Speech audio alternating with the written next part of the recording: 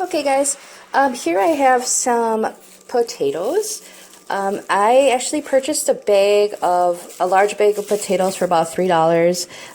And what I did was I microwaved them. Here I have 7. See, the bag that I purchased contained these smaller medium-sized potatoes, and actually this would work. You would need maybe about 7 to 8 of these.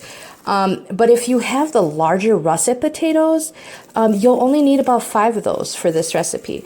So what I did was I put them in a microwave safe bowl and I microwaved them for about 15 minutes. And what that does is it'll make it really easy to peel back. And instead of putting them in a bowl, see, generally people, what they'll do is, they'll cut the potato, peel it, cut it, put it in a bowl, and they'll boil it. And then what happens is when you take them out, they have all this extra moisture to them. So this kind of stops, when you do this, it kind of helps so that you don't have all that extra moisture in your potatoes. And then when you get to rolling them and forming them, they're a lot easier and firmer to mold together. So yeah, 15 minutes. You only need about 5 of the larger ones, or about 6 to 7 of the medium, smaller size ones. And then what you're going to do is just peel them back after they get microwaved for about 15 minutes. So I'm going to work on this. Once I'm done, I'll show you guys what it looks like. I have all these peeled back. It only took me about 2 minutes to do all this. So what I'm going to do next is I'm going to show you what you're going to need. So you have your potatoes, just some cornstarch, and you're going to only need a tablespoon of this. And voila, an egg. So that's all, guys. So what we're going to do is we're going to mash all that up.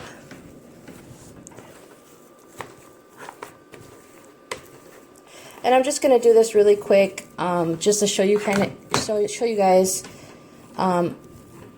just the process to it real quick.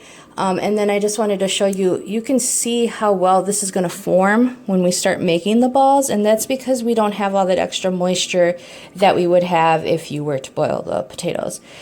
So yeah, so what you're going to do is add in that tablespoon of cornstarch.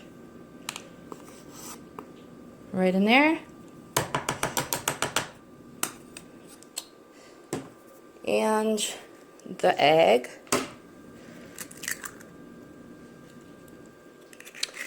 Okay, so yeah, and then we're going to mix that up.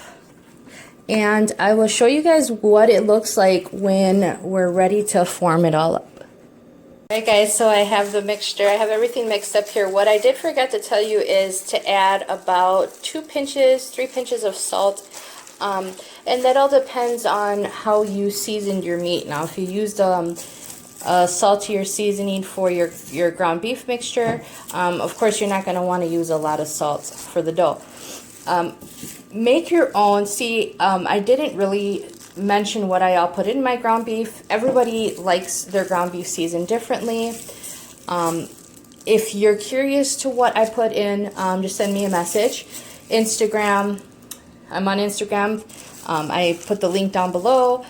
You can send me a message via Gmail. I'll put that down below. So feel free to just let me know, or just write it down in the comments. I'll let you know if you're curious what I use to season my meat, or I can make a video on that too. Anyways, so this will form a really, really nice ball.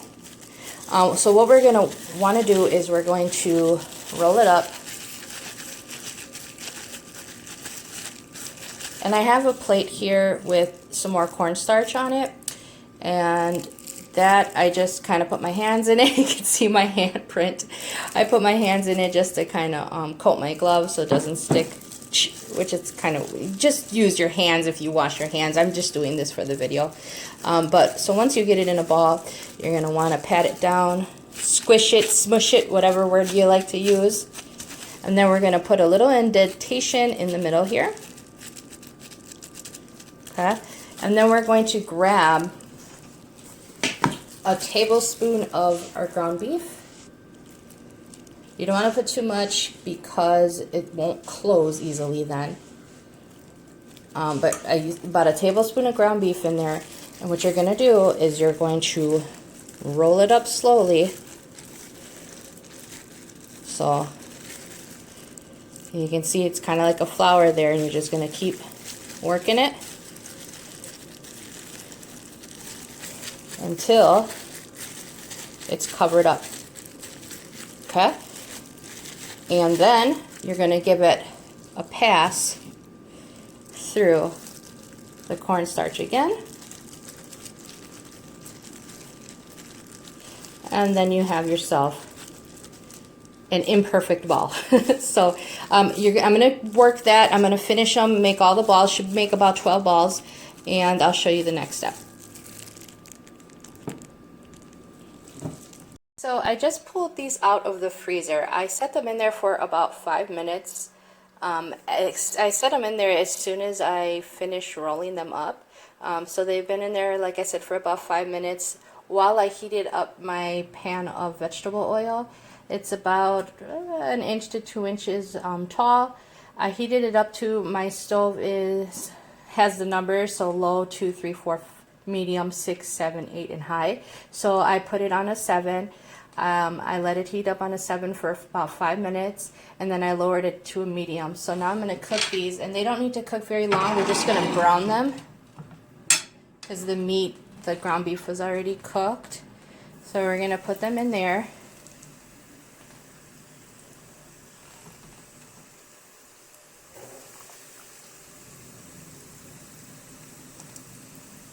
I'm just probably going to put about 4 of them in there.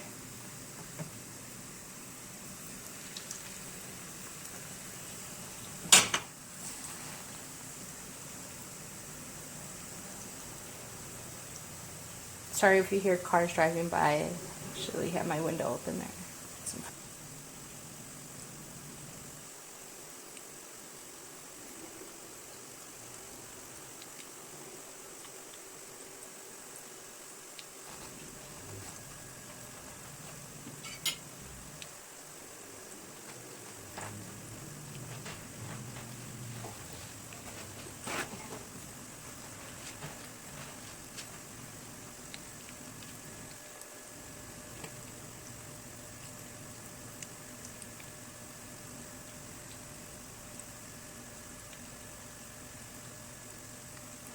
Going to turn it.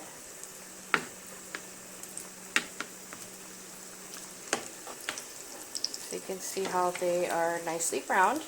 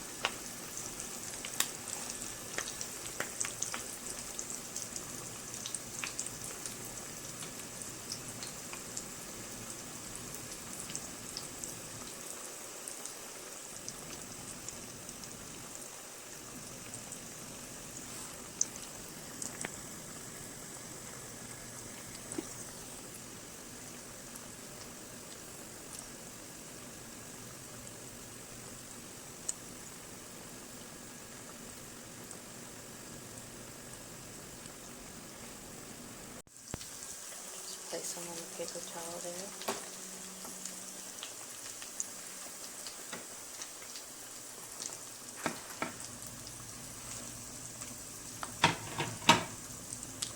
And there we have it, a nice crispy browned stuffed potato ball, relleno de papa.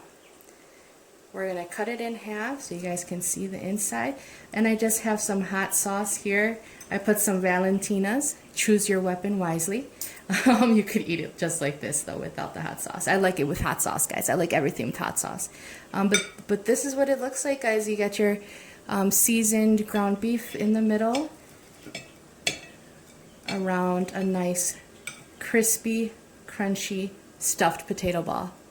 Hope you guys enjoyed my recipe. Take care and hope you all stay well. Bye-bye.